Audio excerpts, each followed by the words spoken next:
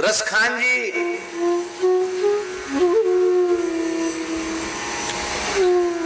इनका जन्म पठान कुल में हुआ था।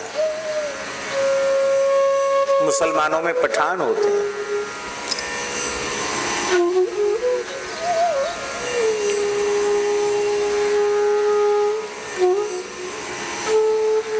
आप खूब श्री संपन्न थे। अकबर के काल में ऊंचे ओहदे पर थे, ऊंचे किसी पद पर थे और खूब धनाढ्य थे। भक्ति के कोई संस्कार नहीं थे। रसखान जी में कोई भक्ति के संस्कार नहीं थे, लेकिन एक विशेषता थी उनमें। देखो, ये हमारे ठाकुर की लीला बड़ी विचित्र है। न जाने कौन से गुण पर दयानिधि रीझ जाते, कौन सा बहाना बना लें किस जीव पर कृपा करने के लिए, तो इनकी यही जाने। ये जब कृपा करना चाहते हैं ना, तो दोष को भी गुण मान करके रीझ जाते हैं। दोष को कहते, उसका बड़ा दोष है, उस दोष को कहेंगे अरे ये दोष नहीं है, यही तो इस व्यक्ति की विशेषता है और ये मुझे बहुत प्रिय है।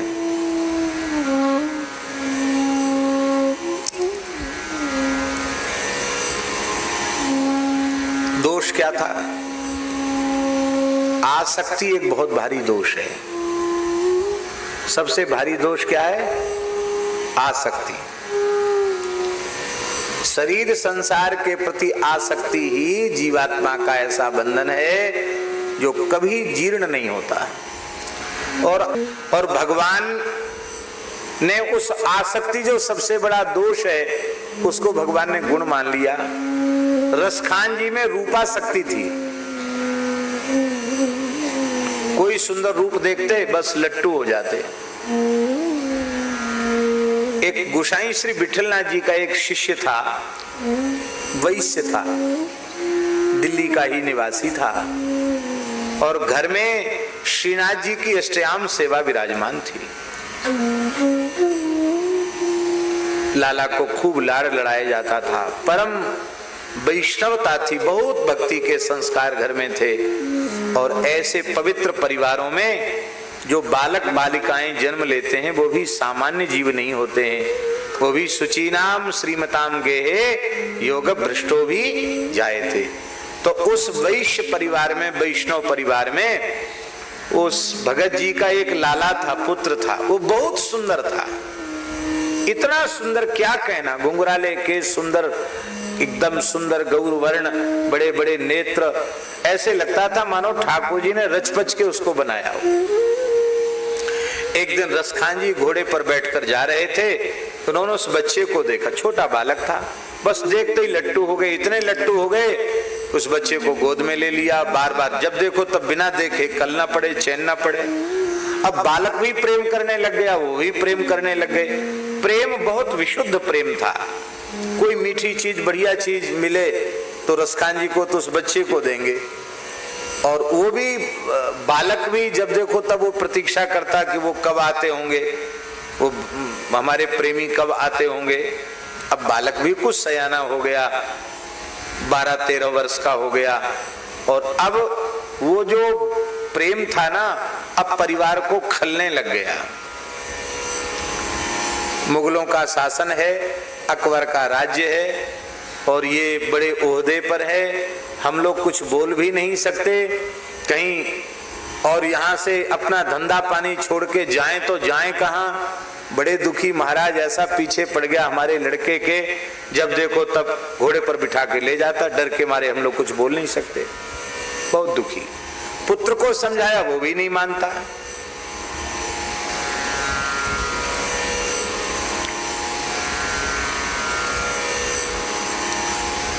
गोसाई जी के मुखिया जी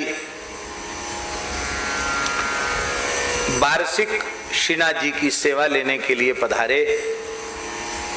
सेवक के यहाँ रुके तो स्वाभाविक है, सेवकों का सुख दुख भी सुनना पड़ता है।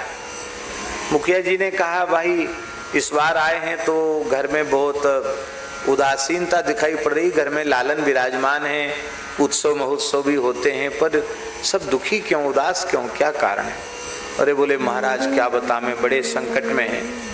इसी दिल्ली का रहने वाला एक मुसलमान, उसका नाम रसखान है, पठान है, जब देखो तब यहीं चक्कर काटता रहता है, इस बच्चे को भी ले जाता है। ये बच्चा भी उससे बहुत प्रेम करता है। अब हम क्या करें? हमको तो भय है कि कहीं बच्चा ही हमारे हाथ से न निकल जाए। एक ही पुत्र है तो कहीं हमारा दिया न बुझ जाए, हमारा दीपक न बुझ जाए। बहुत दुखी है महाराज, क्या करें?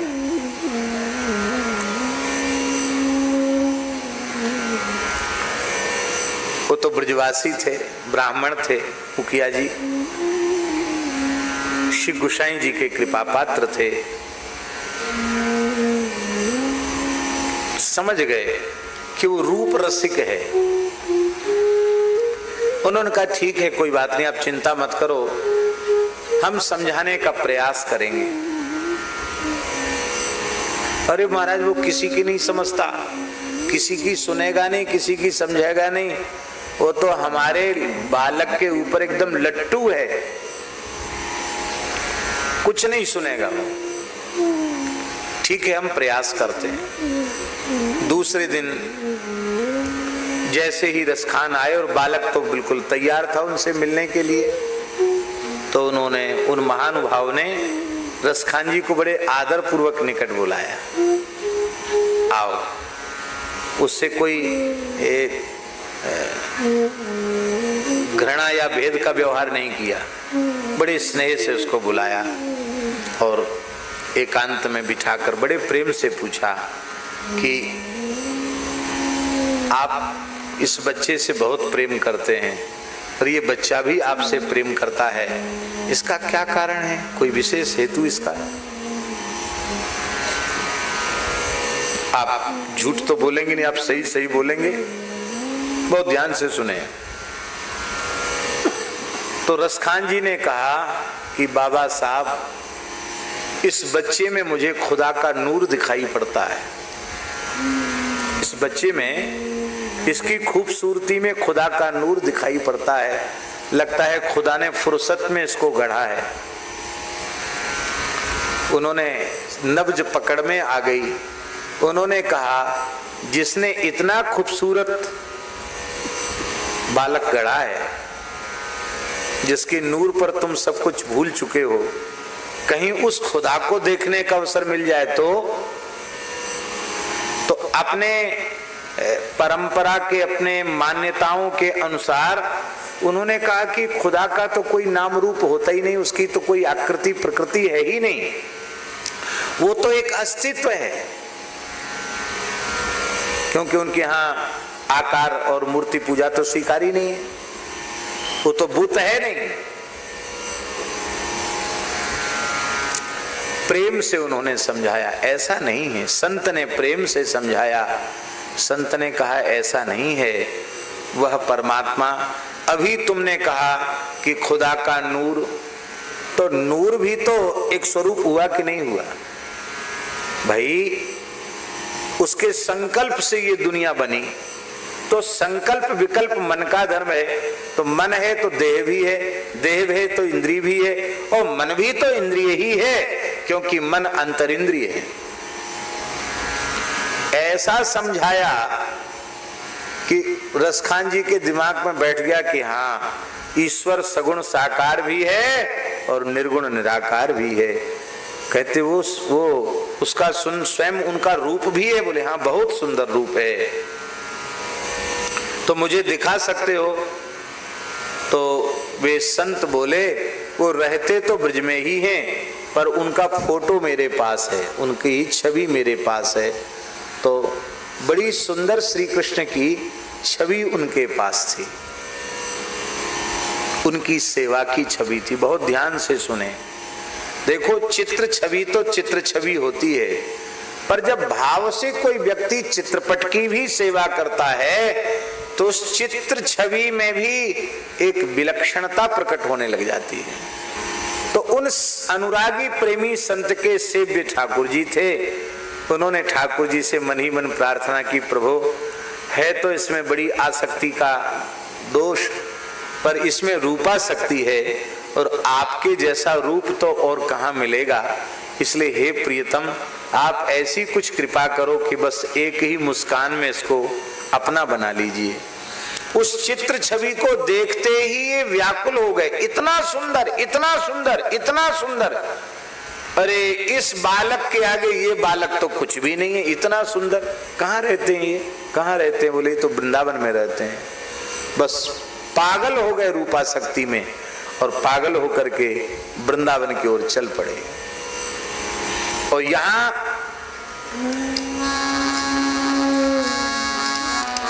बहुत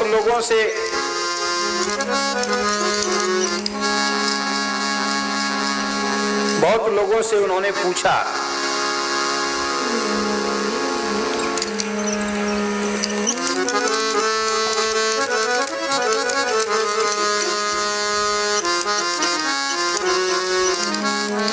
जहां जहां जाकर दर्शन किया भी संतोष नहीं हुआ, क्योंकि प्रत्यक्ष मिलना है। ब्रह्म में ढूंढो पुराणन गानन, वेद ऋचा सुनी चौगुने चालन। ब्रह्म में ढूंढो पुराणन गानन, वेद ऋचा सुनियो चौगुने चालन। देखो सुनियो कब हूं न किते, वह कैसे स्वरूप हो कैसे शोभायन। देखो सुनियो कब हूं न किते, वह कैसे स्वरूप हो कैसे शोभायन।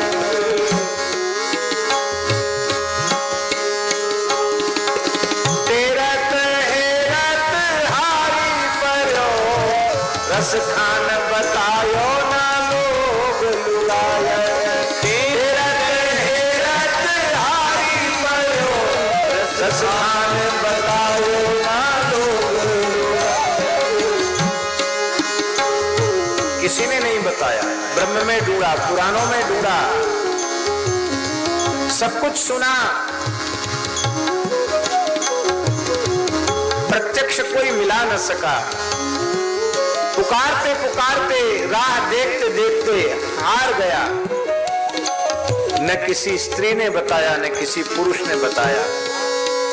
तो मिला तुमको? बोले हाँ मिल गया। कहाँ मिला? सेवा कुंज में मिला। वृंदावन के सेवा कुंज में मिला वो ब्रह्म। कैसे मिला?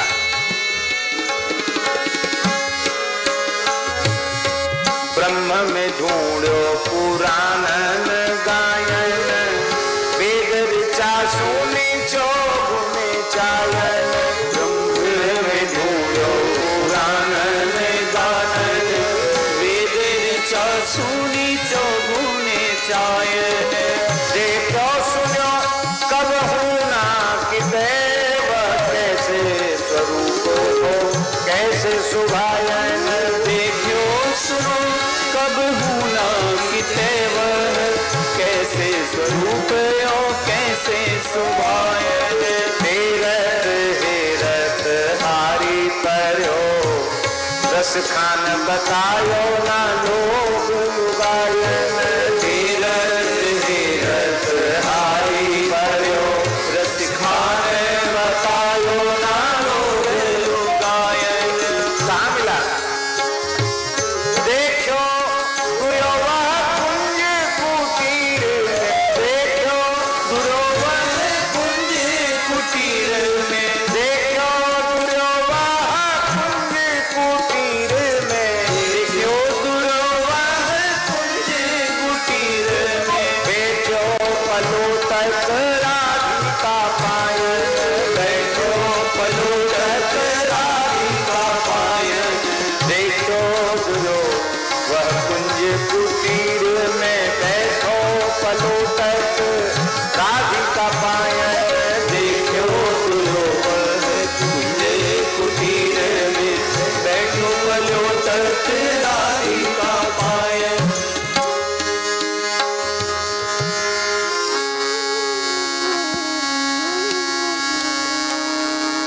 एक कवित्व में तो वे कह रहे हैं,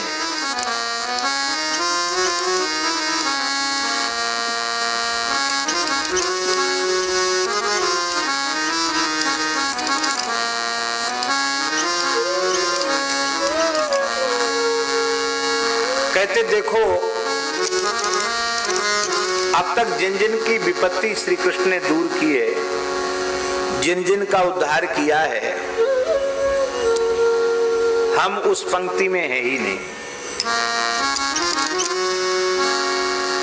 हम उस लाइन में नहीं है।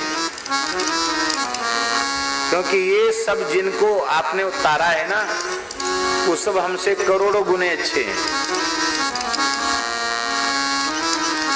हम तो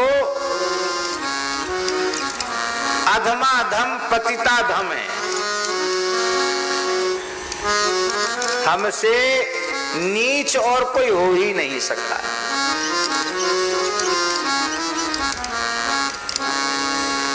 लेकिन फिर भी हमको कोई शंका नहीं है।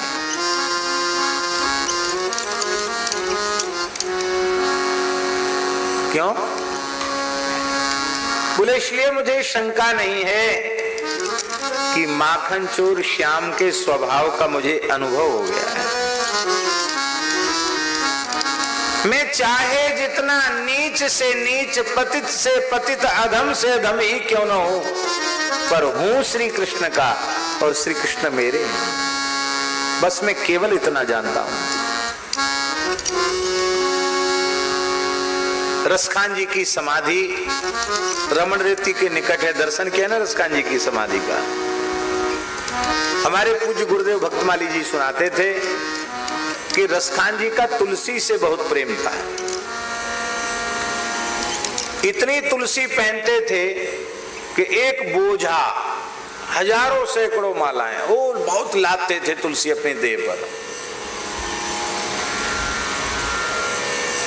शरीर का वजन उससे ज्यादा तुलसी, माली माला, माली माला, माली माला, पूरा लद जाते थे तुलसी से। वृंदावन पधारे, क्योंकि भक्त कवि हैं, गायन भी करते हैं, और मुसलमान होने पर भी उनकी प्रतिष्ठा संतों में हो चुकी थी, क्योंकि गुसाई श्री विठलनाथ जी से आपने ब्रह्म संबंध लिया था। विधिवत गुसाई विठलनाथ जी ने उन्हें दीक्षा प्रदान की थी। वैष्णव थे वो।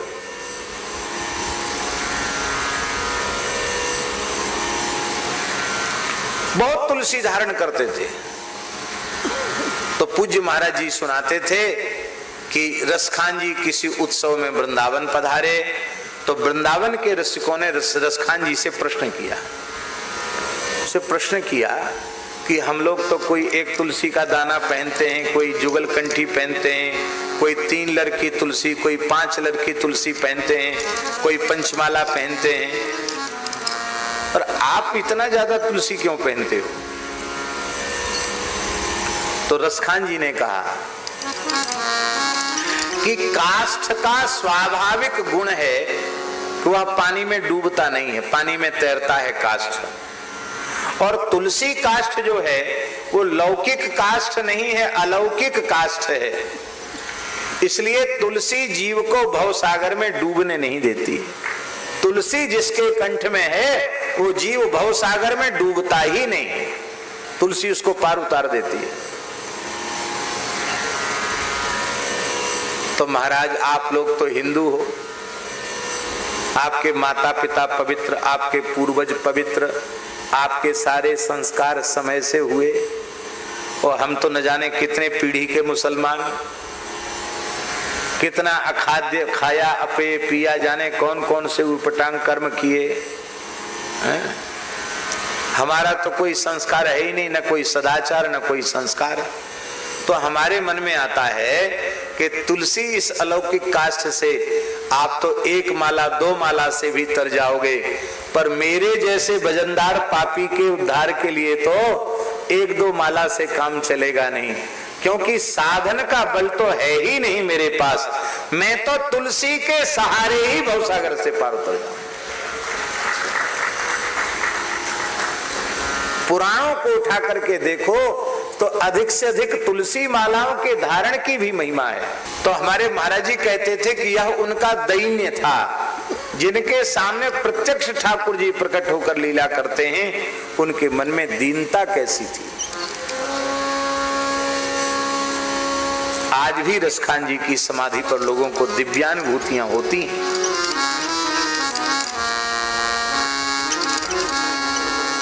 श्री रसखान जी करें द्रौपदी ओ गनिका गज गीध अजामिल सौकियो सोना निहारो। द्रौपदी ओ गनिका गज गीध अजामिल सौकियो सोना निहारो। गौतम गिरनी कैसे तरी प्रहलाद को कैसे हरियो दुख भारो। गौतम गिरनी कैसे तरी प्रहलाद को कैसे हरियो दुख भारो। काहे को सोच करे रस खान, काहे को सोच करे रस खान। कहा करी है रवि नंद विचारो, कहा करी है रवि नंद विचारो। रवि नंद माने कौन? यमराज। यमराज कुछ नहीं बिगाड़ेगा हमारा। काहे को सोच करे रस खान, कहा करी है रवि नंद विचारो।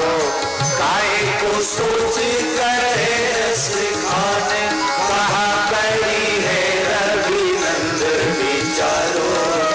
कौन की संत परी है जो माखन, चाखन हारो है राखन हारो। कौन की संत परी है जो माखन, चाखन हारे है राखन हारो। कौन की संत परी है जो माखन, चाखन हारो है राखन हारो। कौन की संत परी है जो माखन, चाखन हारो है राखन हारो।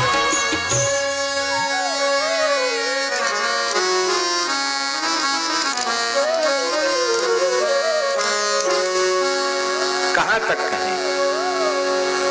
जा दिन ते क्या कहें, एक एक भाव कैसे रसखान जी की। जा दिन ते निरख्यो नंद नंदन,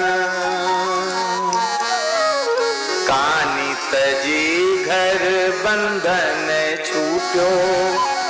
जा दिन ते निरख्यो नंद नंदन, कानी तजी घर बंधन छूट्यो।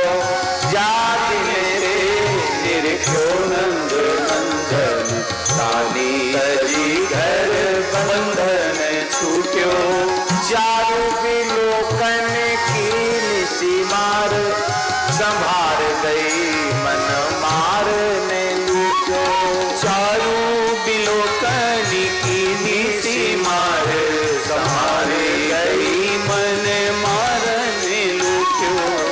सागर को सरिता जिमि धावत, रोकी कहे पुल को पुल टूटो। सागर की सरिता जिमि धावती, रोकी रहे पुल को पुल टूटो। मत भयो मन संग फिरे, रस खान स्वरूप सुधारस भूजो। मत भयो मन संग फिरे, रस खान स्वरूप सुधारस भूजो। जा दिन ते निरख्यो नंद नंदन, जा दिन ते निरख्यो नंद नंदन। निरंतर अष्टयाम सेवा में रसखान जी डूबे रहते थे। हर समय किसी न किसी झांकी का दर्शन उनको होता रहता था।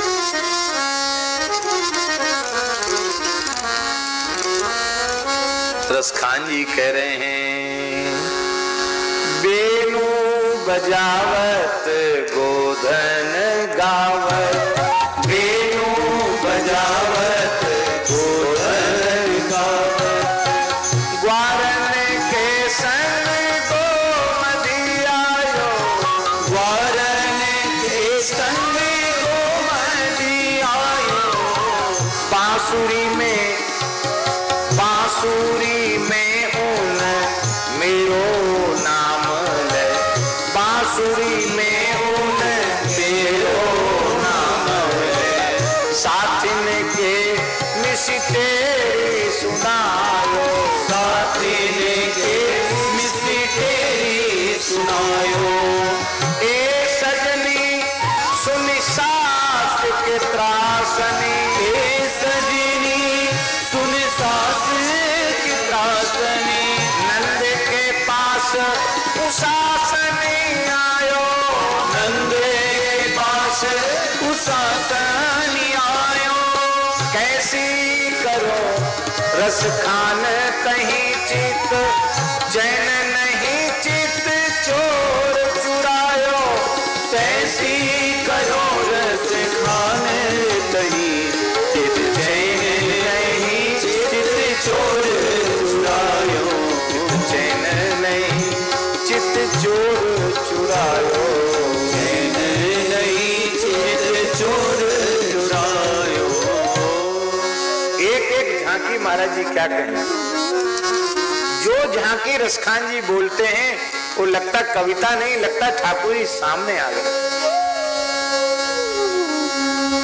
धूरी भरे बाल छवि देखिए, धूरी भरे अति शोभित श्याम जो, तैसी बनी सिर सुंदर चोटी, धूरी भरे अति शोभित श्याम जो, तैसी बनी सिर सुंदर चोटी, खेलत खात फिरे अंगना, पग पैजनी बाजत पीरी कछोटी, खेलत खात फिरे अंगना, पग पैजनी बाजत पीरी कछोटी, बाछवी को रस खान बिलोकत, बाछवी को रस खान बिलोकत, भारत काम कला निधि कोटि,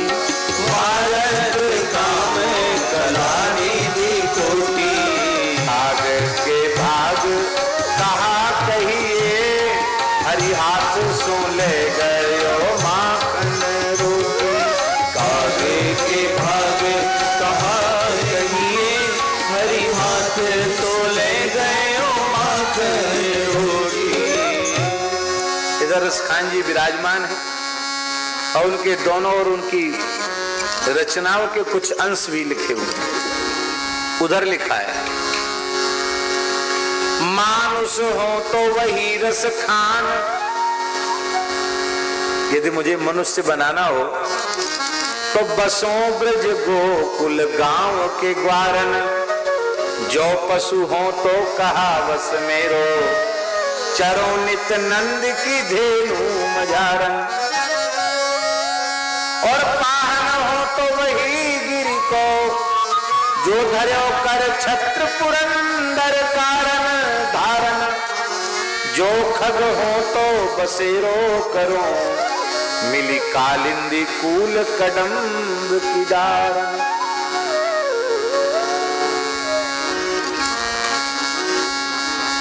कैसी निष्ठा है रसखान जी की।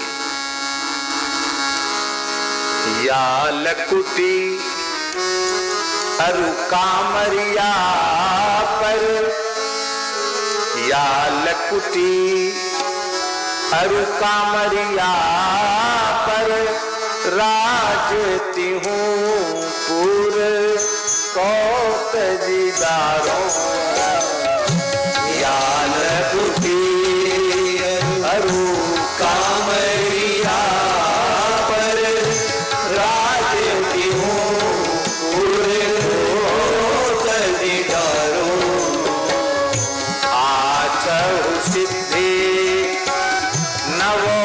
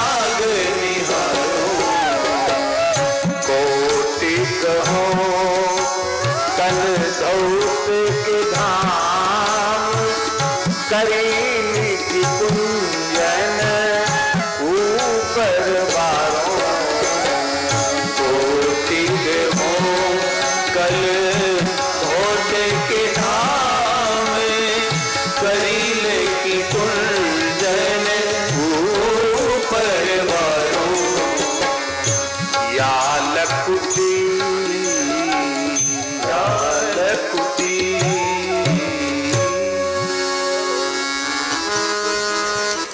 वे ऐसा नहीं है कि श्री कृष्ण परब्रह्म परमात्मा है ये बात न जानते हो, हैं? रसखान जी कहते हैं शेष महेश गणेश दिनेश सुरेश जाहि निरंतर गावे जाहि अनादि अनंत अखंड अछेद अभेद सुवेद बतावे नारद से सुख व्यास रते पचिहारे तौ पुनि पार न पावे ताहि अहिर की छोहरिया छछिया भर छाछ पे नाच नचावे ताहि अहिर की छोहरिया छछिया भर छाछ पे नाच नचावे ताहि अहिर की छोहरिया छछिया भर छाछ पे नाच नचावे ताहि अहिर की छोहरिया छछिया भर छाछ पे नाच नचावे। रसखान जी ने अकेले भक्ति नहीं की, बहुत ध्यान से सुने। आपने शायद दर्शन किया हो न किया हो, जहां रसखान जी की गोकुल में समाधि है वहां और भी जंगल में तमाम समाधियां हैं और वो सब मुसलमानों की समाधियां हैं। रसखान जी के भगवत शरणागत होने के बाद तमाम यवन आकर के शरणागत हुए और उन्हें भी भगवत साक्षात्कार हुआ। उनमें ताज बीवी का नाम प्रसिद्ध है। ताज बीवी की भी समाधि वहां है, रसखान जी की समाधि के निकट। दर्शन किया नहीं किया? ताज बीवी की भी समाधि है।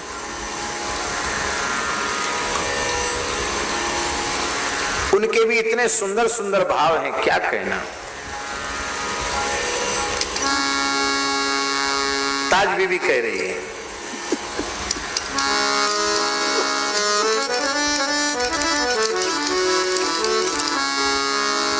छैल जो छबीला,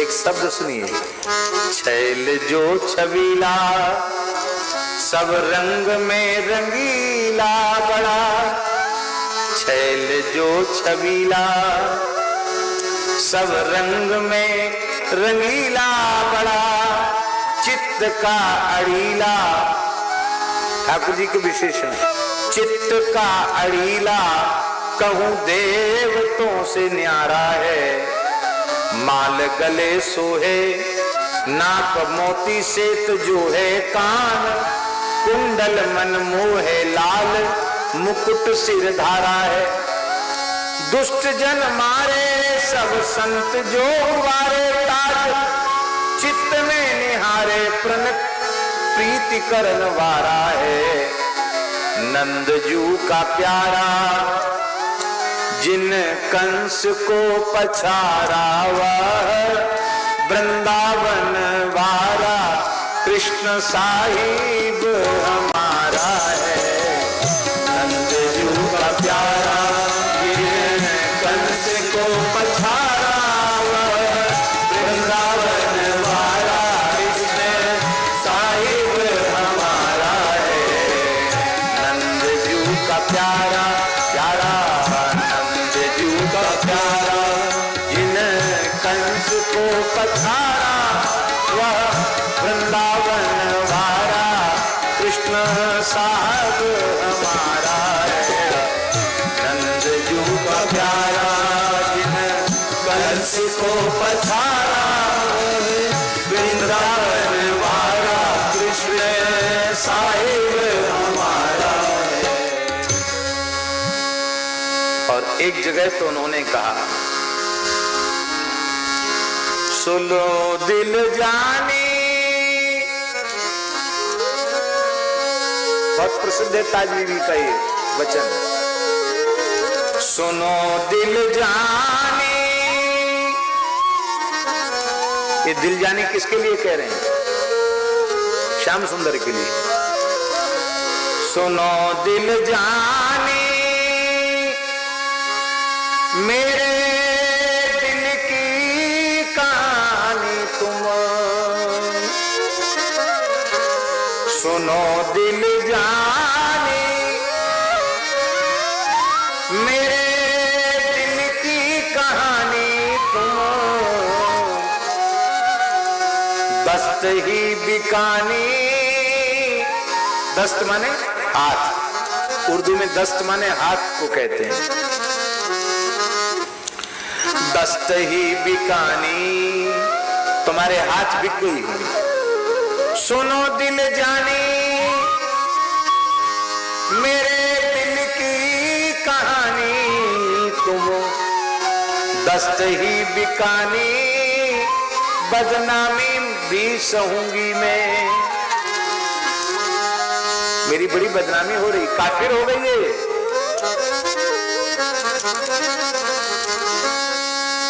और अब सब भुला दिया है मैंने, क्या क्या किया है। देव पूजा ठानी, बाल कृष्ण लाल की अष्टयाम सेवा करती हूँ।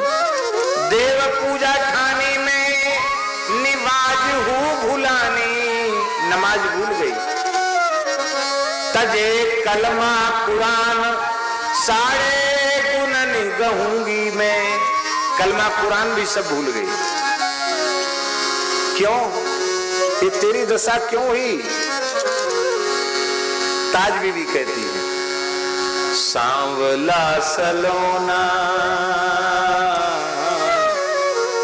सांवला सलोना, सिर ताज सिर कुल है दिए।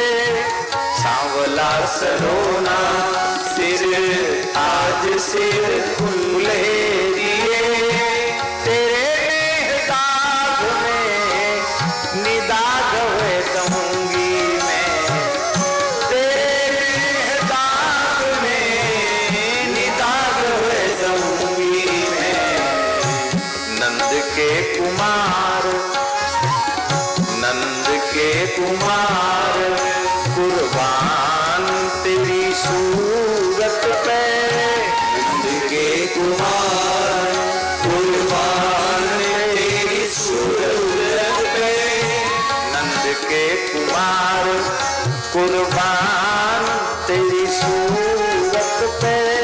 नंद के कुमार, कुर्बान तेरी सूरत पे। और तो बुलाने हिंदुआनी हुए रहूंगी, और तो बुलानी हिंदुआनी हुए रहूंगी मैं। सुनो दिल जानी, मेरे दिल की कहानी तुम, सुनो दिल जानी, दिल की कहानी तुम। ये सब आप कहेंगे कि ताज बीवी का नाम आपने क्यों लिया? वो तो फोटो छपा नहीं ताज बीवी का यहाँ, तो इसलिए लिया कि रसखान जी की अनन्य अनुगता है। रसखान जी की के सत्संग के प्रभाव से इनकी भी वही अवस्था हुई जो रसखान जी की अवस्था थी। नजीर भी उसी कोटि के भक्त हैं। और अनेक इस प्रकार के प्रेमी भक्त। बोलो श्री रसखान जी महाराज की।